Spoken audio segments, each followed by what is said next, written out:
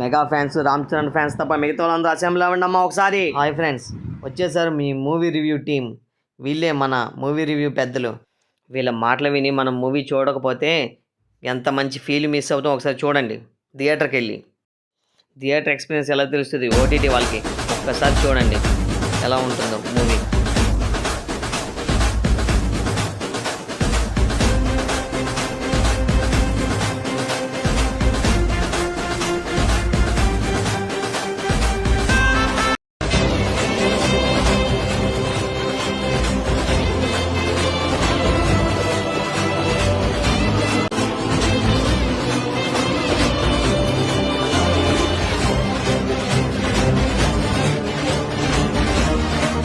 యాక్చువల్గా టోటల్ అందరూ ఏదైతే ఎక్స్పెక్టేషన్స్తో ఉన్నారో రంగస్థలం కంటే మెయిన్, రంగస్థలంకి నేషనల్ అవార్డు రాలేదు అని, ఈ మూవీ చూసిన తర్వాత నిజంగా నేషనల్ అవార్డు రాకపోతే నిజంగా నేషనల్ అవార్డు జ్యూరీనే మార్చుకోవాలేమో. మోర్ ఓవర్ అందరూ ఒక ట్రెండ్ ఆఫ్ మూవీస్కి అలవాటు పడిపోయారు.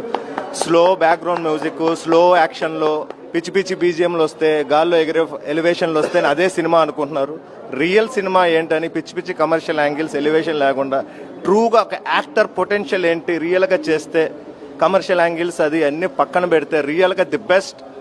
చాలా గొప్పగా ఫీల్ అవుతున్నాము. మన తెలుగులో ఇలాంటి మూవీ వచ్చింది. ఒక మూవీ చూస్తుంటే ఒక హాలీవుడ్ మూవీ లాగా, అంటే పిచ్చి పిచ్చి కాకుండా ఏదైతే కాన్సెప్ట్ ఉందో అలా బిల్డ్ చేస్తుంటారు. సెకండ్ హాఫ్ ఫస్ట్ మనం అనుకుంటాం ఇదేంటి ఎక్కడికి వెళ్తున్నాం. ఇంటర్వెల్ వచ్చేసరికి ప్రతి బిట్ వాళ్ళు ఏడుస్తుంటే మనం ఫీల్ అవుతాం, ఆ పెయిన్ వాళ్ళని కొడుతుంటే మనం రిసీవ్ చేసుకుంటాం. ఎవ్రీథింగ్ చాలా గూస్ బంప్స్ వచ్చినాయి. ఒక అర్థం అంటే జస్ట్ మూవీ చూసి జస్ట్ పాప్కార్న్ తిని ఎంజాయ్ చేయడం కాకుండా ఒక పర్పస్. ఎంతమంది చూసిన ఒక 600 మెంబర్స్ ఈ థియేటర్లో ఒక్కళ్ళన్నా ఇన్స్పైర్ చేసిద్ది ప్రతి షోలో. That's the it. Thanks real